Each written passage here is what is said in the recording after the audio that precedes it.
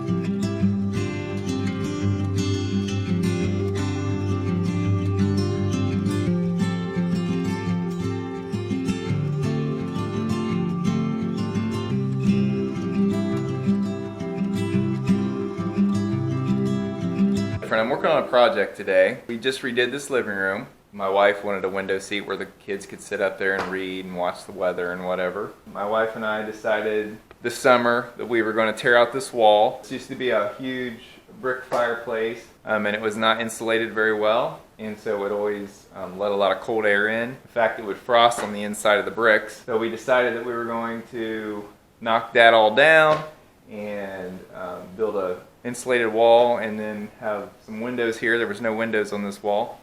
And then build a window seat. So I've been working on this most of the winter. Finally got done drywalling, mudding, and painting. Got some flooring down, and I pretty much did all the work myself except for the flooring. Still got a lot of trim work to do. But today I'm going to be installing this window seat, framing it up. We really like this living room so far. It's been a huge blessing to do it. So hopefully you'll enjoy watching this. I'm going to have to lay some wood in here for the floor, and then we're going to be putting this fireplace right here in. It's a little bit cool out here on this side of the house, so we're going to have an electric fireplace in here, and I think when it gets all done it'll be super neat. So far we've just been sitting the fireplace here, and it's just so cozy.